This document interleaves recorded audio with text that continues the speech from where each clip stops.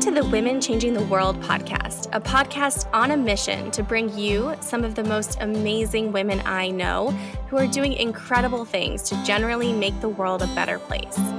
From corporate sustainability to straight up magic and everything in between, you'll meet the real life humans who are birthing the new.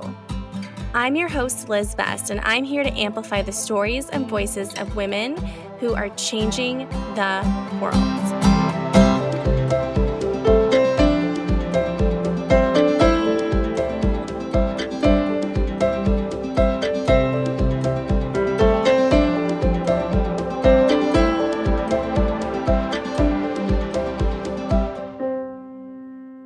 Welcome to another new episode of the Women Changing the World podcast. Today, I am so excited to sit down with Anna Adlard. Anna is president and co-founder at Workshop, a design thinking practice that activates teams for climate action. At Workshop, Anna leads climate activation sprints for companies and coalitions. These sprints are designed to help diverse collaborators make rapid progress on climate goals together. Before founding Workshop, Anna built her career managing complex strategic challenges in B2B industries. She has over 15 years of experience in facilitation, strategy, and change management. We talked about so much today. Practical tips to build momentum for systems change and how she and her team have done this to advance climate action at Google. Anna's current definition of leadership, the importance of intellectual, emotional, spiritual, and somatic intelligence for doing this work, why as change agents we may want to consider reimagining ourselves as activators, and so much more. Without further ado, let's get into it. I am so excited to have Anna Adlard here today. Welcome to the podcast, Anna. Thanks, Liz, for having me. I'm thrilled to be here. We have so much to talk about that I feel is so juicy and exciting and aligned with the work that we both get to do. Maybe before we jump into the many questions I have for our conversation today, would you mind just briefly introducing yourself to our listeners? Yeah, I'm Anna Adlard. I'm president and co-founder of Workshop. And I describe Workshop as design thinking for climate action, but we specifically focus on the people part of climate action. We design and facilitate what we describe as climate activation sprints because collaboration is so critical to this work right now. We create the conditions for cross-disciplinary teams to come together in really high-functioning collaborations. We get to work with Fortune 500 companies and NGOs. So we work both with companies and coalitions. And the through line there is that we work with organizations that have set their goals and are now trying to figure out how to operationalize those. And we help them at that point.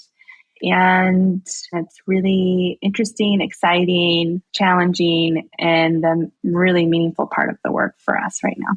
Oh, that's so cool. I mean, I've been so inspired by the way that you and Workshop have been really putting humans at the center of collaboration in a cool way and really offering support around something that is I think often such an important part of actually making meaningful impact and change.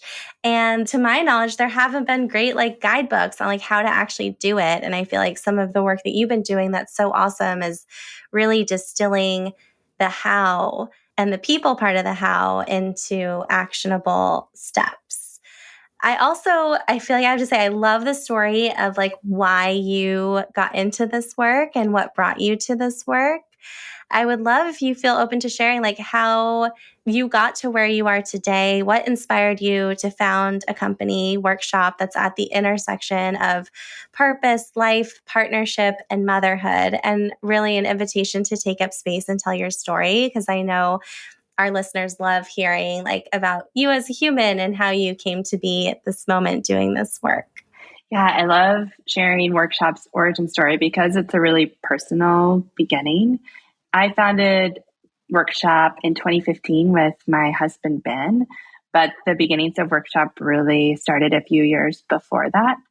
And the backstory is that we were in our early 30s and we were in corporate careers. We were climbing the ladder. We had just started a family. We had our first house. I mean, we were really the picture of 30-something success. And we just found that it wasn't really where we wanted to be long term. I think we felt like in so many ways the system wasn't really set up for us to raise a family and to grow our careers and to do work that felt really purposeful. And we decided to hit reset. And we did it with a pretty dramatic move. But we decided to move to Cape Town, South Africa, which is where Ben is from. And South Africa was very much a part of our story before we got married and started a family. And it felt like a really inviting place to rethink work and life. So we quit our jobs and we sold the house, we sold the car, we sold everything we owned, and we moved to Cape Town with our two small kids who were 3 and 10 months at the time. And it really set us on this journey of exploring work and life and family.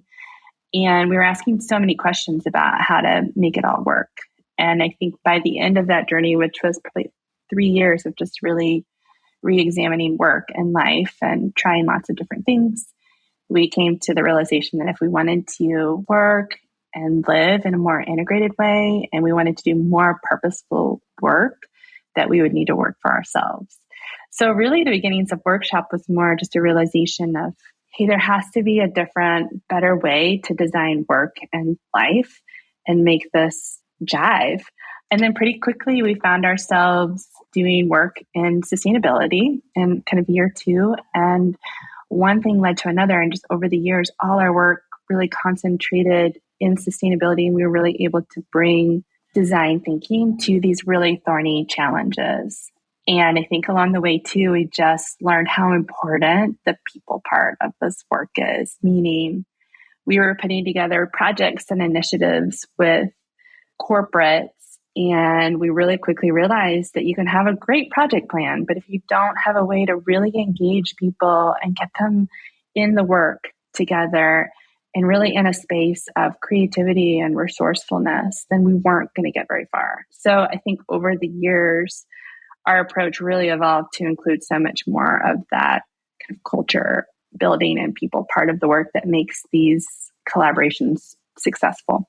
That's so cool to hear. And I know something that you and I have gotten to nerd out about is the fact that the people part of the work is just so important and it makes such a huge difference. I think so often we look at these big organizations and we think that the reason why they would or wouldn't be doing the right thing comes down to things like the business case or like opportunity. And like so often it comes down to the effectiveness of the change agents who are within those organizations. Like I think it's so easy to forget that organizations are like made up of people.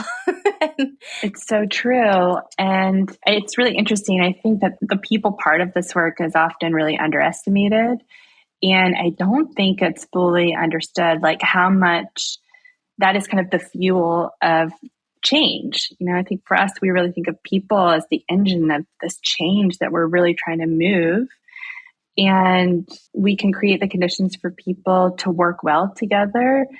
It's totally possible, even in really gnarly, complex conditions. We can create conditions for a small group of people to come together and make progress. So I think it's just such an important and vital part of the work.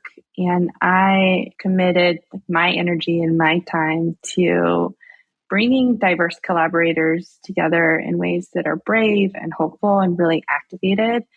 And I've really seen what can happen when you create the conditions for people to come together and tackle these really thorny challenges. And when you said change agents, it also reminded me too that I think for so long, this impact work, it felt like very solo work. And I think we now have the opportunity to create a lot of collaboration around the work now that people are kind of waking up to the need and want and need to get engaged in the work. And I think this work cannot be done alone. It's just too hard. It's too challenging. We really need each other. I mean, we need each other in really practical ways. Like we need other parts of our org chart, or we need other peers in our industry to come into something with us because it's a system challenge. But I also just think we need each other because it's really hard work.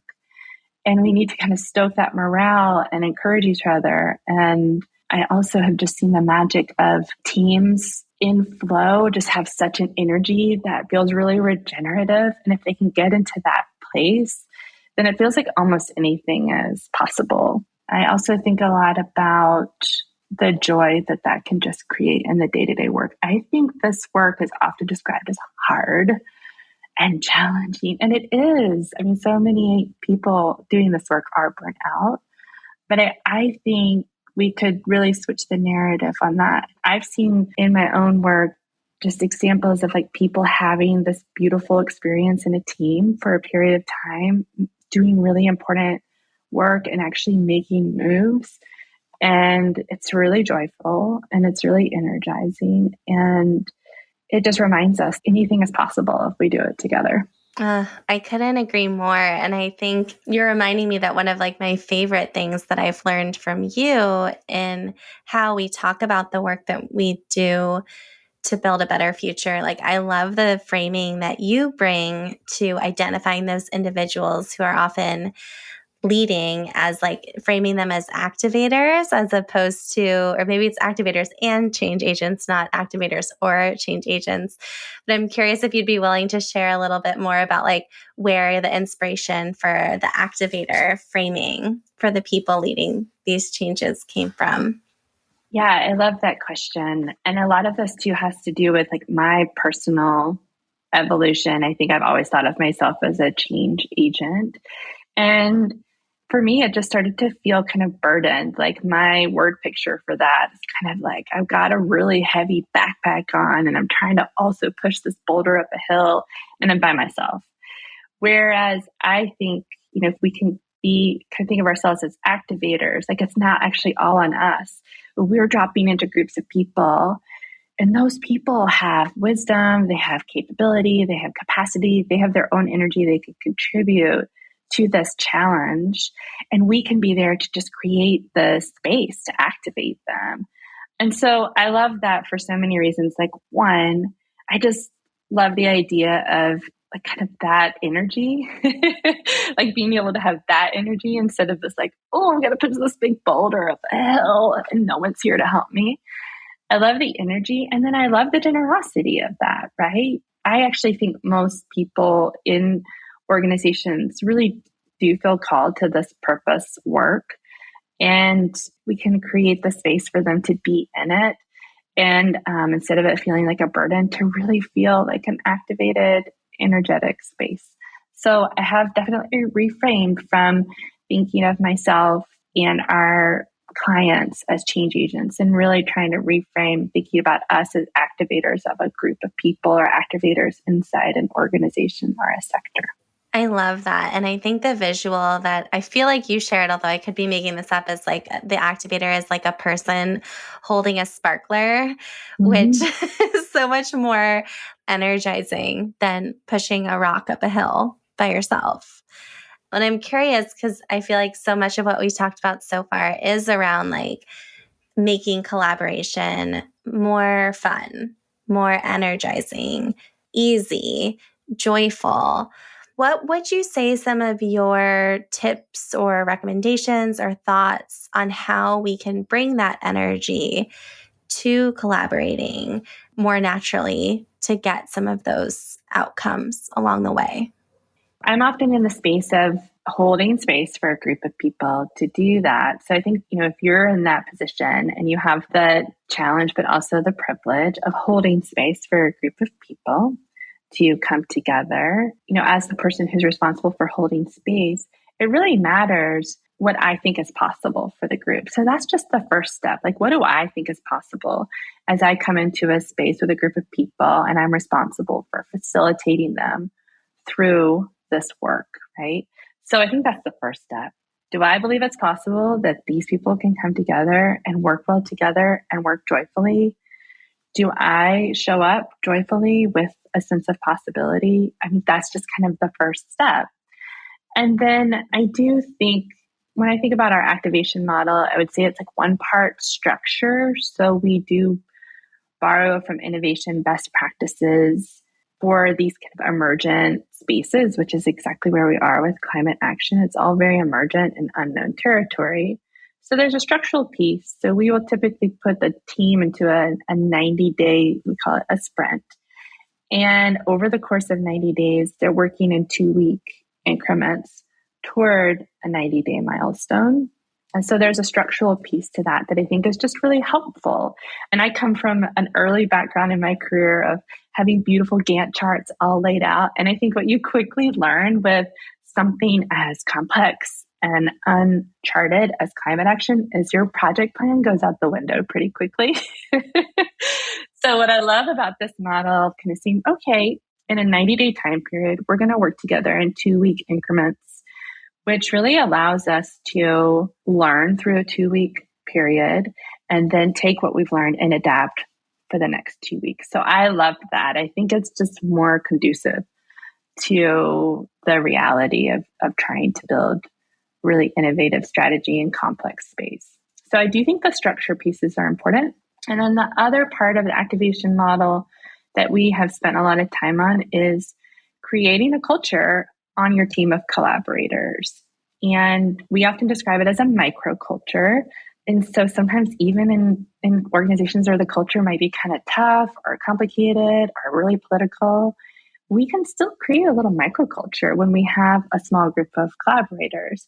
So I think a lot about how we can create a culture of connectivity, of creativity, of purpose. And it's really interesting when we pull these collaborators together because the first session or two that we have with them is all about connection and purpose. And let's make agreements on how we're going to work together and how are we going to make decisions together when it gets really hard, because it will. And it's so funny because I think people sometimes drop into a project and they're in such a mode and they're ready to roll on that project plan. And they always later will say, oh, I now realize it was so important to spend some of that time up front, really understanding where we're all coming from and really like creating the conditions for us to work well together. So I do think it's important to take that time up front and really get intentional about the culture you want to build and how you want to work with each other. Totally. Oh, I love that so much because I do think so often it's like so human, especially inside like a corporate or organizational culture where you just like show up to a meeting, like you open your laptop and you're just like ready to execute, right? It's so different to actually take the time to like zoom out and get curious and feel creative and build like the psychological safety that makes innovation and new thinking possible. That's exactly right. And it's so interesting because having run so many of these over the years, often in really complex organizations that are really politicized, people will say, this is my favorite meeting every time. And for me, there's like a little bit of, well, one, I love that because I think we should all have more meetings that are more joyful. And I love that I have created someone's favorite, most productive, most energized, delightful meeting in their calendar that makes me happy. But two, what I find is that keeps people coming back. Like it keeps them engaged. They're like, you know what? This was fun. This was productive. We moved forward. I got to know these people. I really like them. I'm starting to really trust them. I care about them. I care about the work we're doing together. So I think it has this beautiful side effect of just keeping people in this challenging work together. Totally. I think the impact of having fun in work is that it makes you want to do more of it. And I don't think either of us is approaching that from like an icky, like productivity, like place, but more like if we're going to do it anyway, why not do it the most fun way we could possibly do it? Absolutely.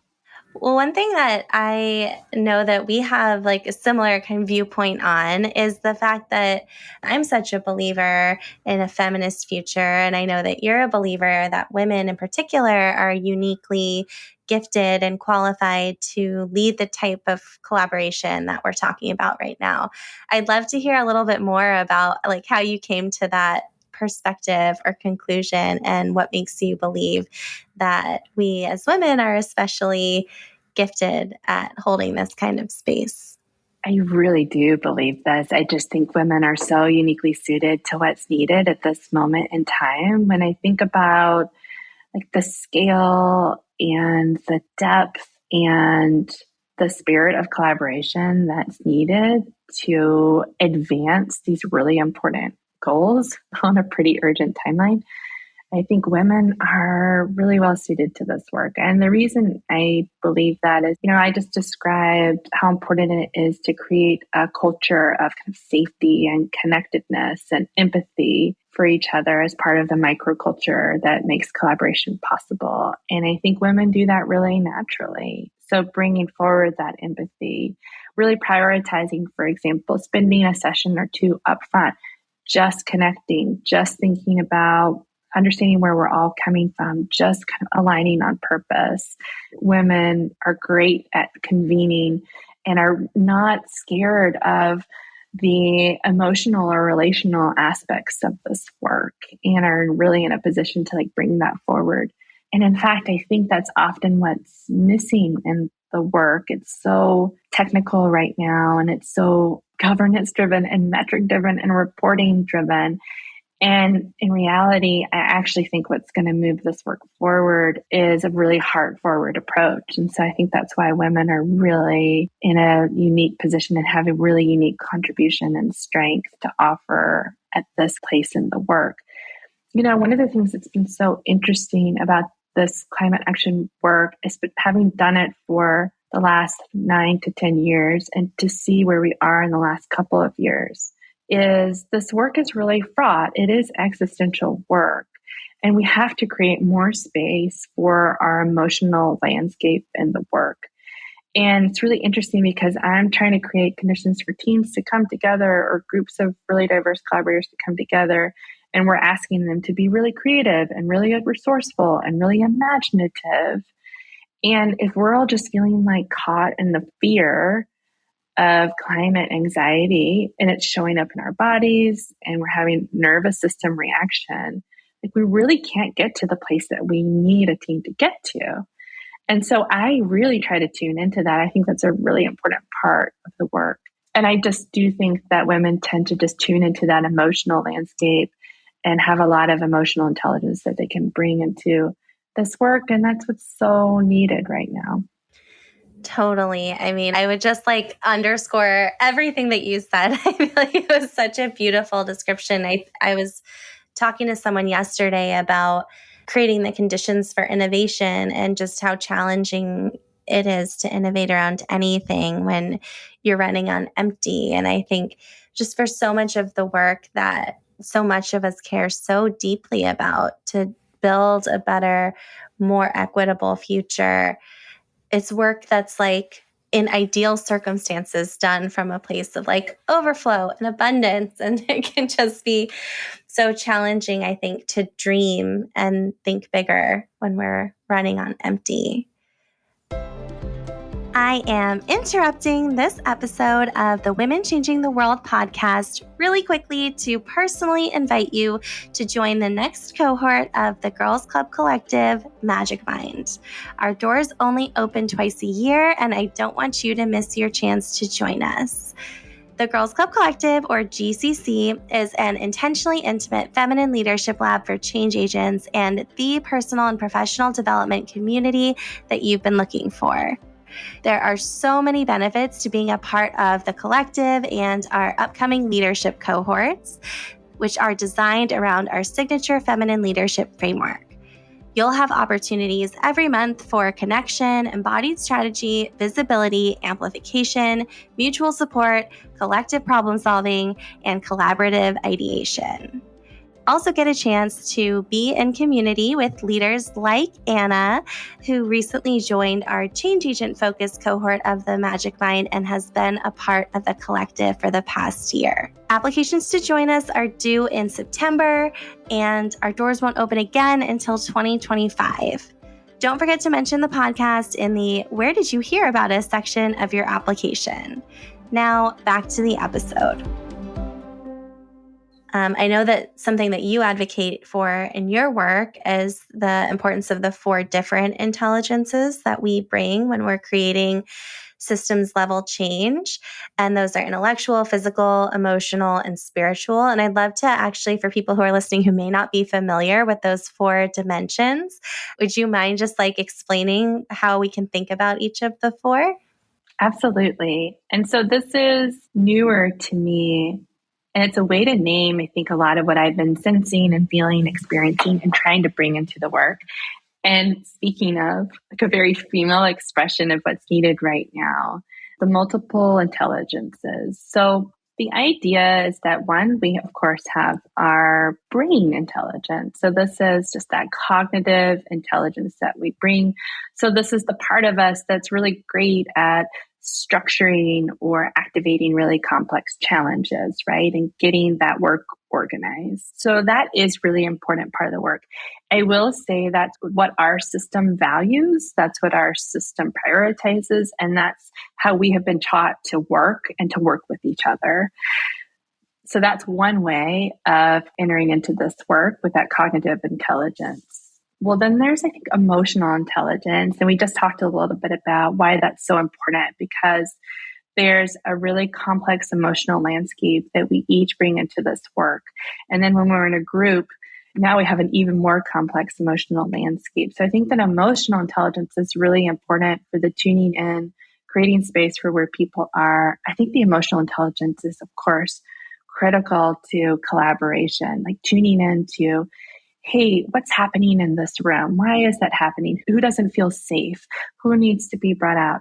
Who needs to be protected in this space and in this conversation right now? So I feel like that emotional intelligence is so important. And then I think third is the spiritual intelligence. And this has been really a new part of my journey in this work and in my personal life over the last 2 years. But more and more, I think it's so important for me to come into this work really appreciating that I'm part of a much larger system. I'm part of nature. I'm part of a long arc of history. And that for me feels like a really important mindset and kind of heart to bring into the work. I think it does keep me inspired in the work. And I also really believe that we have some real spiritual wisdom too around what's needed right now. And a lot of that, like sensing, that has been a new part of how I work in the last year or two, has been really aligned with kind of that spiritual intelligence. So there's that piece. And then somatic intelligence. So what is our body telling us? And there are lots of different ways to think about this, but I've just been introduced to this as a real form of intelligence in my personal life over the last couple of years as someone who deals with anxiety and really learning how to just understand that in my body. But why I think it's so important in this kind of collaboration work is, again, I talked a lot about the nervous system and how our nervous system shows up in this work, or if we're just feeling kind of challenged by change that's coming our way. Like we have a lot of emotional responses that show up in our body. So really tuning into our bodies. And me too, as someone who facilitates quite a lot, and you do too, Liz, I think a lot about calming my body and getting really grounded before I facilitate a group of people, because I'm trying to open up some real space. And I need to be as present as possible for them on all 4 of those dimensions. First of all, thank you so much for that beautiful summary and breakdown of the different intelligences. And second of all, I completely agree. I think it's been really interesting. One of my favorite sort of realizations in co-facilitating the last couple cohorts of the Girls Club Collective Magic Mind and talking to some of our co-facilitators has been really, I think, through relating to other people and talking about what it is and what it feels like to hold this space, the emphasis and the importance that I place and we place on self-care as community care, that as space holders, the best thing that we can do for the spaces that we create and for giving back to our communities is to take care of ourselves across these different dimensions, because whatever energy we're bringing into the space. Right? So we want to be like as thoughtful and intentional as possible while also being real multidimensional humans who live lives and live in the world. But I think taking care of ourselves across those different dimensions can be such an act of community love and community care when we're holding spaces for other people. Yeah, I really love that. I've never heard it expressed that way. Self-care is community care. And I do think that's really important. And I do think it's especially important for women in general, because women in this purpose work, we're giving so much of ourselves and we do have so much to offer. And there is so much need for female leadership right now. And so I personally have been thinking so much about how to stay really protective of my energy, both for myself, but also because this is my contribution to this work. And I want to be able to show up well when I need to show up well. It's really important for us to have ourselves in the equation, like put ourselves back in the equation. Women do such a beautiful job just in general of holding space for other people. And I think that's why they're so good at collaboration. And of course, we have to recognize that does deplete some energy that we have, right? And we need to be really extra caring and extra protective of ourselves as well, and look for those places where you can get resourced. And that's what I've been thinking about so much as well over the last year or two, is how do I get myself resourced, and what are my like sources of replenishment and restoration and care. Totally. And it's so interesting because I know, at least for me, there are some through lines, but there's also like what I need to resource myself can be so dependent on this season and on like what type of rest and rejuvenation it will actually fill my cup back up. Well, one of the things I definitely wanted to talk to you about today is something I feel so lucky that we've gotten to have you inside the GCC Magic Mind this fall. And I feel like I've really admired your leadership and how you show up as a leader. As I've already mentioned, I've learned a lot from you and in community with you. And one of the through lines of this podcast season is leadership, and really talking and thinking about leadership and what leadership means to us, and especially thinking about feminine leadership and what that is and how we can embody it if it feels aligned with who we are. I'd love to hear your thoughts on like what leadership is, feels like, looks like to you right now.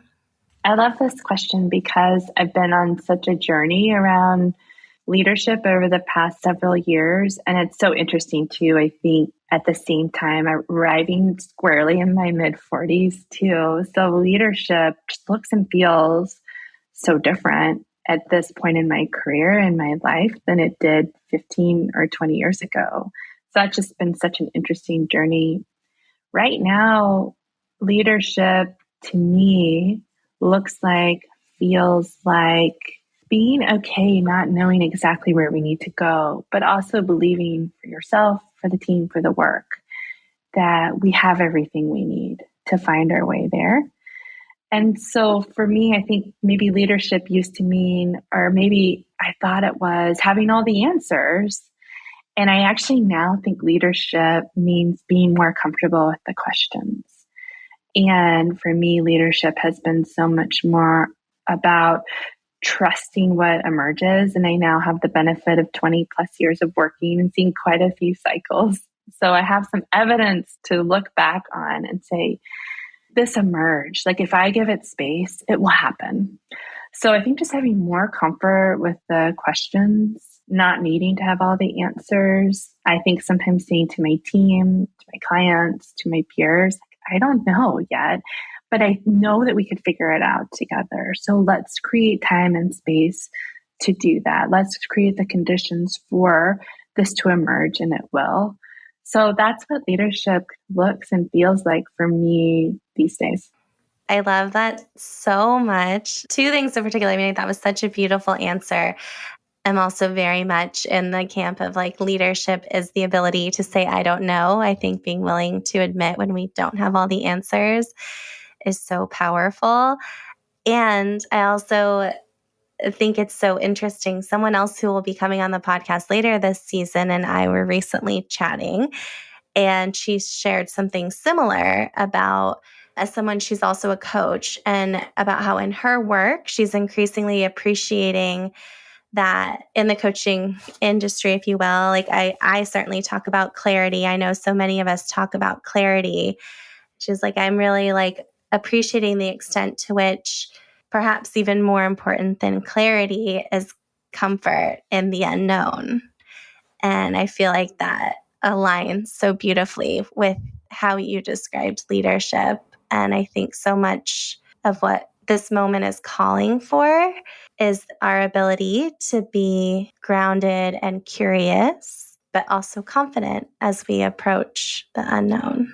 Yeah, I think for me right now, with climate action feeling so overwhelming and so urgent, is just continuing to come back to this belief that we have what we need. We are capable around this. We can figure this out. We have the capacity to come together. We can do hard things. And I do think it's just really important that we're doing it together. I don't think we can do hard things alone.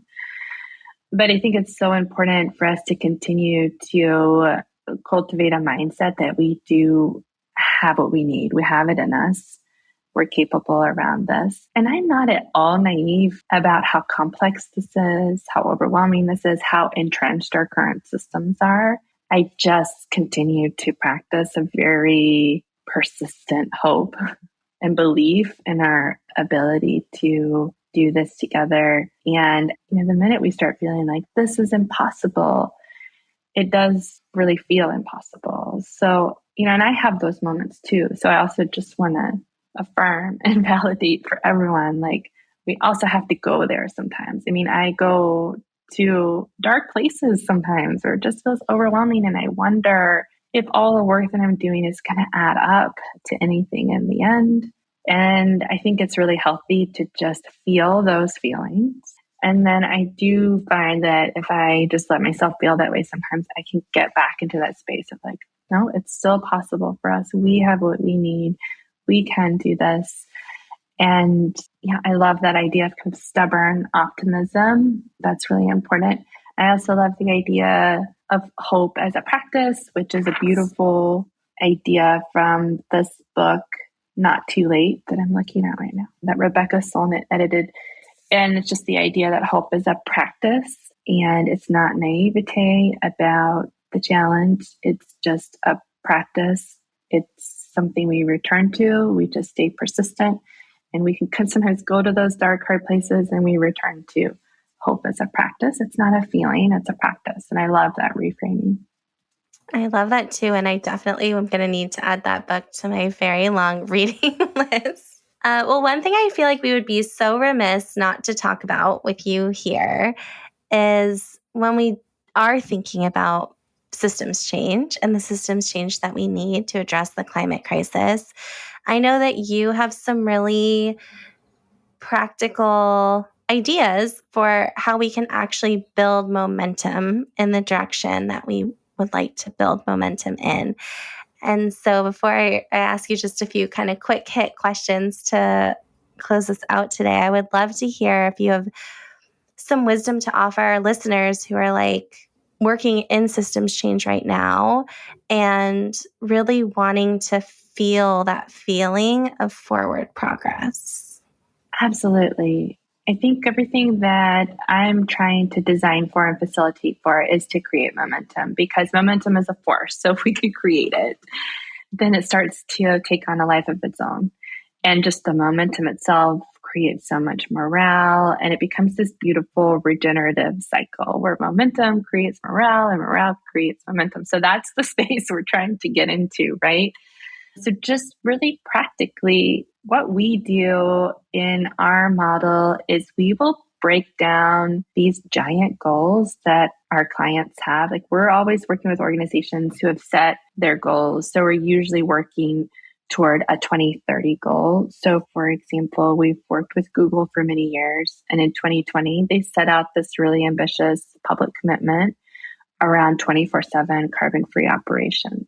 So that's 2030. So we kind of back all the way up to now. We are in Q2 of 2024. So part of what we're doing is trying to break down that big goal into a very near-term assignment.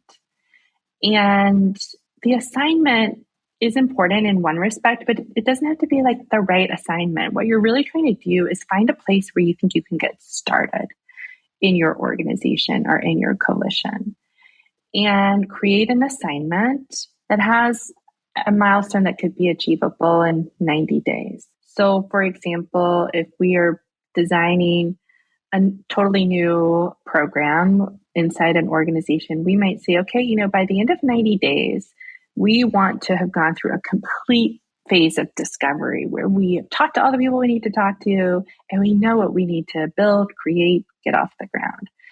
So you get your assignment down into kind of a 90-day action, and you put the right small group of people around it. And we sometimes call this a tiger team, but a tiger team can be assigned to a project just for the duration of the project. So it's not in perpetuity, but we're asking people to come into this assignment with us for 90 days. And we're asking them also to work with us in a sprint model, meaning we're going to meet every 2 weeks and move the work forward. So that structure just creates some really nice momentum. And then what we typically find is after we've gone through that first 90-day quote cycle, you've got some really nice momentum and engagement, and you also have clarity on what you should do in the next 90 days. So I think it's all about getting those big goals, backing them all the way into, okay, well, what do I need to do right now? How do I create a small team of collaborators around this and just get started? I love that because I think so often these like huge goals and huge visions, it can feel overwhelming or daunting to know where to start. And I love the perspective that like it kind of doesn't matter where you start. It matters that you start with an assignment that you can make progress on so that you can kind of start to build that feeling of, quote, winning and go from there. I think that's so important. I often observe in the organizations that we're working with, we're working either with corporates or with coalitions who have set these ambitious goals, which we need. I think those are so important. But you're right, they can get really overwhelming. And what I've observed in so many of the organizations we've worked with, and what I know too from our peers in the industry, is it can create kind of a sense of overwhelm and inertia. And I think people can spend a long time trying to figure out their metrics and their plans and their roadmaps and their systems. And the truth is, this is total innovation territory. So you just need to start somewhere. And there's some pretty obvious places to start if you're pursuing a carbon-free goal or if you're pursuing a circularity goal. There are some places where with high degree of confidence you can start. So that's my guidance usually is let's just find something that we can get started with. And it may not be your biggest, most ambitious win. That is okay. You will get there. What you're trying to do is create the stepping stone, create the momentum, and also create a sense of a capability inside your organization to work this way. Well, it's so funny hearing you describe this because I feel like it's also so similar to how it works for individuals, right? When I think about the coaching work that I get to do, when someone's like having a not this moment and maybe wanting to change everything about their current life, it can feel really overwhelming to try to think about changing every single aspect of your life. But when you get clear on like the big vision and then you start to take the small steps and build up your confidence that like these changes are happening and you can look in hindsight and see that you're in like a different place than you started, then it makes like addressing all those different dimensions feel a lot more possible.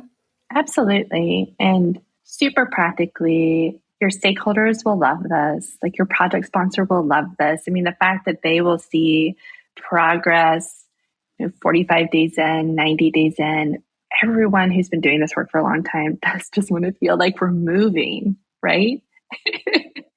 So I just think it's a really powerful, and it's also just really practical way to do the work. And we really only can learn our way into solutions by just getting started. I mean, we really don't know exactly how it's all going to pan out. We just need to start somewhere. So that's why I love this kind of this approach, and it's definitely borrowed from innovation and software development. And so why not take what works in these other areas and apply them to the biggest challenge of our time? Totally. It's so inspiring to hear how you're doing that. So, one question I love asking people on the podcast is sort of the younger self advice question, which I'm sure there's someone listening right now who maybe would identify as your younger self. And if there's like one thing that you wish you could tell past you, what would you most want to tell her? Oh, I love this question. I do feel reflective. It's a midlife moment for me. So I think about some version of this question often. I think what I would tell my younger self is to just relent a little bit more, like hold space, leave space for the plan to emerge, leave space for the adventure, leave space for the questions to be answered in surprising ways. I just definitely was always trying to kind of control for a lot of outcomes. And I definitely just felt like I was never creating kind of enough space and margin for what wanted to emerge, or enough space and margin for me to grow and develop. So I think I would just say, relent, loosen your grip, and hold some space and create some margin. It's so interesting where I am in my life right now. One, it's just a much easier way to live. And two, it's just the reality. You can't control everything. And really all the best things that have happened to me have been when I've been able to like create some space or really lean into the question. I actually just often think lately, like, I don't actually want to over define what I'm trying to do or where I'm trying to go or what my dreams are, because I'm afraid I might dream too small. So I just want to kind of dream and plan from a place that's a little more expansive and maybe a little more question oriented rather than answer and solution and outcome oriented. That's so beautiful. I feel like for those of us who like to make a plan, trusting the unfolding is like such, I know for me, lifelong work. Absolutely. And I'm definitely coming to you as like a definitely someone who's trying to plan all the time, for so many years of my life. So yeah, I have a lot of empathy. I appreciate that. It's mutual empathy on that one over here. Well, I'm curious. The last thing I wanted to ask, just because it's always so fun for me to hear how other people who inspire me are like reminding themselves of like what's important day to day. I'm curious, is there any like quote or phrase or reminder that like if you have a physical sticky note or if you had a metaphorical sticky note just stuck to your laptop right now, like what is top of mind for you in this moment? Yeah, for me, my guidepost that I'm really working from is this belief that I have what I need. I have what I need to lead. I have what I need to lead in this really complex time. I have what I need to thrive. And I think that just belief that I'm resourced and I have what I need and I'm capable. That's what I'm really returning to often. And I think I really need that grounding because I feel like the world is asking us to really answer such an important and expansive call right now. So I can sometimes feel really called to that and also feel really overwhelmed by that. So that's why I keep trying to return to that place of like, I have what I need. And I think that's equipping me to maybe show up as a leader in a much more expansive way and more willing to answer the call. I am so here for a self-trust era. Yes. Thank you for sharing that.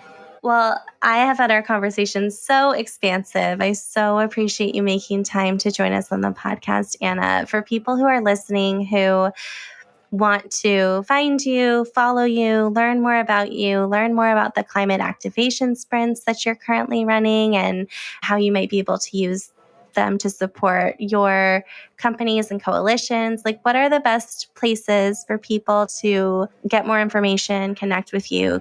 Yeah, find me on LinkedIn. I just think LinkedIn has been such a source of delight and community for me. And I'm surprised to hear myself say that. Find me on LinkedIn. I love to connect, and I'm really investing a lot of time in cultivating my community and my network and investing. So that's the best way to find me. And then by finding me on LinkedIn, you'll find about workshop, and you'll be able to pretty quickly get into our offering and our services. So that's probably the fastest and easiest way, and very open to connecting there and love new connections right now. And you can also find me in GCC, which I'm a member of, and I love Girls Club Collective. This is very much in line with my intentionality over the last year to really invest in community. We talked a lot about resourcing earlier, and I do think it's really important to find those places where we can get resource. So you can also find me in GCC.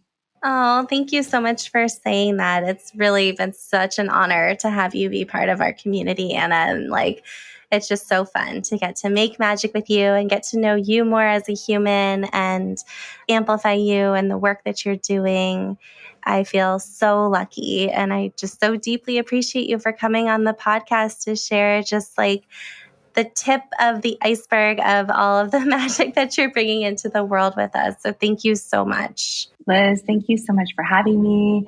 Thank you for everything you're doing to create this community and this conversation and this space. It has been so fun to talk through this. I do feel like we could talk much longer, and we have lots of expansive topics, and we can get really out there for those who want to go out there with us. But I really appreciate everything you're doing, and I'm just have loved this conversation. It's been a really beautiful way to wrap up my week. Yay. Thank you so much for tuning into this episode of the Women Changing the World podcast. Please rate and review the podcast wherever you're currently listening to it, and don't forget to subscribe for future episodes.